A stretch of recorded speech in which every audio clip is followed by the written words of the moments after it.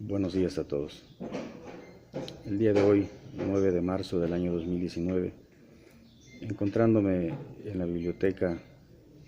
de la Facultad de Derecho de la Universidad Nacional Autónoma de México, trataré brevemente un tema que es materia del contenido temático de la cátedra que le imparto a los alumnos en dicha facultad, que es Derecho Procesal Penal Acusatorio en la vía de educación a distancia. Se trata de las técnicas de investigación que no requieren autorización judicial. ¿Cuáles son esas técnicas? La inspección del lugar del hecho o del hallazgo. La inspección del lugar distinto al de los hechos o del hallazgo. La inspección de personas. La revisión corporal. La inspección de vehículos. El levantamiento e identificación de cadáver. La aportación de comunicaciones entre particulares, el reconocimiento de personas, la entrega vigilada y las operaciones encubiertas en el marco de una investigación y en los términos que establezcan los protocolos emitidos para tal efecto por el procurador y actualmente fiscal general correspondiente, ya sea el general de la República o ya sea el general de un estado determinado. La entrevista de testigos, recompensas en términos de los acuerdos que para tal efecto emita el procurador o fiscal general de que se trate, y las demás en las que expresamente no se prevea control judicial. Para los efectos de la entrevista de testigos, cuando un testigo se niega a ser entrevistado, entonces será citado por el Ministerio Público y en su caso por el juez de control en los términos que señala el Código Nacional de Procedimientos Penales. Todo esto está previsto en el artículo 251 del Código Nacional de Procedimientos Penales, que expresamente señala las técnicas de investigación que no requieren control judicial, es decir, sin autorización judicial. Ahora bien, las técnicas que requieren autorización judicial están previstas en el artículo 252 del mismo Código Nacional de Procedimientos Penales, que son la exhumación de cadáveres, las órdenes de cateo, la intervención de comunicaciones privadas y correspondencia, la toma de muestras de fluido corporal, vello o cabello, extracciones de sangre u otros análogos, cuando la persona requerida, con excepción de la víctima u ofendido, se niegue a proporcionar la misma. El reconocimiento del examen físico de una persona, cuando aquella se niegue a ser examinada, y las demás que señalen las leyes aplicables. Es importante señalar que tratándose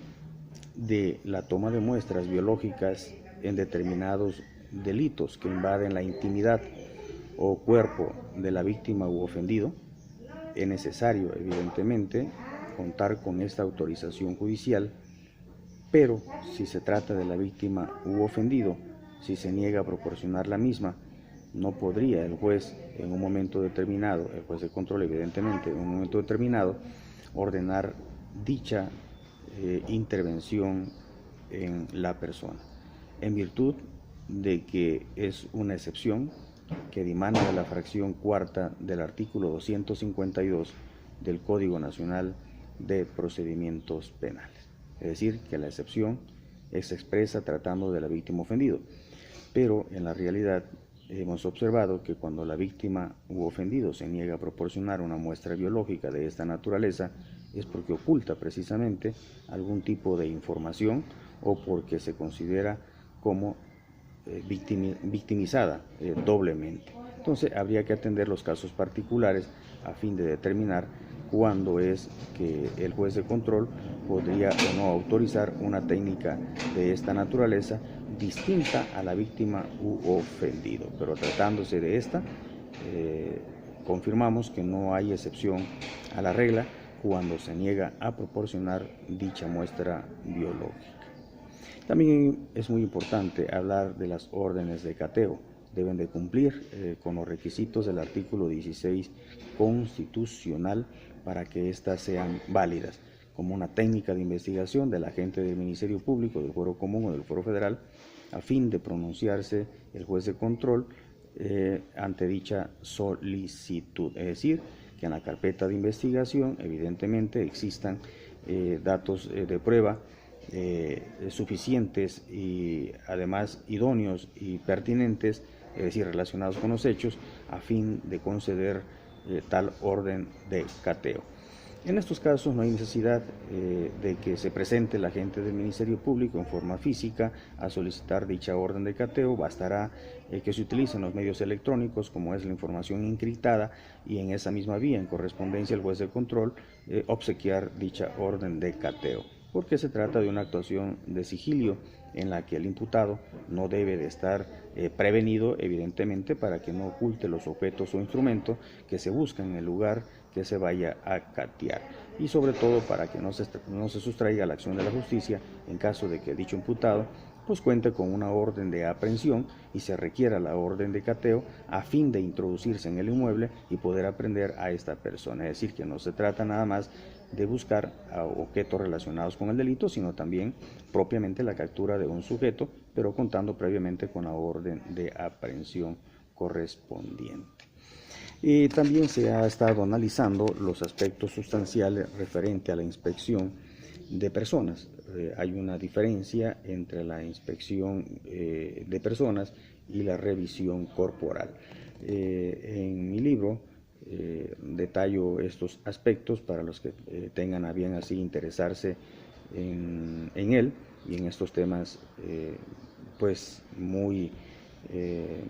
propio de la materia de derecho procesal penal. En cuanto a la entrevista de testigo, bueno, pues es un diálogo, evidentemente, es una plática que se sostiene con el entrevistado, con el testigo a quien le consta los hechos a través de sus sentidos, pero en materia penal, evidentemente, que lleva una coacción, es decir, una persona que ha apreciado un hecho que la ley señala como delito está obligado a declarar ante la autoridad investigadora, que en este caso sería ante el agente del Ministerio Público, si ya se encuentra ante su presencia, o en su defecto como primer respondiente y como policía investigadora ante esta, es decir, ante la policía investigadora que depende del agente del Ministerio Público y de la Fiscalía General de que se trate, para que sea entrevistado con referencia a los hechos que le consta. Una entrevista muy distinta a un interrogatorio. La entrevista, no obstante que es en un ánimo de colaboración ciudadana e institucional, también es cierto que la persona entrevistada está obligada a proporcionar todos los datos correspondientes. De no ser así, pues entonces será presentada ante el agente del Ministerio Público mediante el citatorio correspondiente a fin de que declare sobre esos hechos en particular. Entonces, sí, el policía de investigación está facultado para realizar una entrevista de testigos sin necesidad de contar con una autorización judicial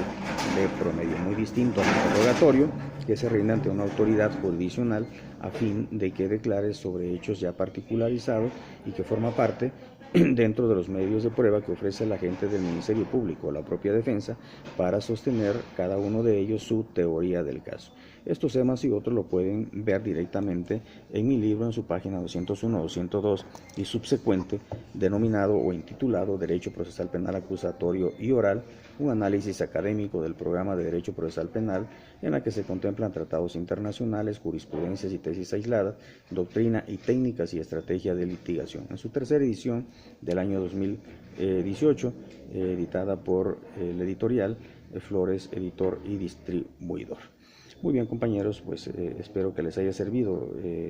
estos datos referentes a las técnicas de investigación que puede utilizar el agente del Ministerio Público en la fase de investigación desformalizada sin contar con una autorización judicial, y las técnicas que requieren autorización judicial por la invasión de la intimidad o de la corporeidad o simplemente de la esfera jurídica, que están protegidas debidamente a través de las garantías individuales y que se elevan también a la categoría de derechos humanos en el mundo universal. Que tengan ustedes un feliz sábado y sigan gozando de este excelente día soleado. Hasta luego.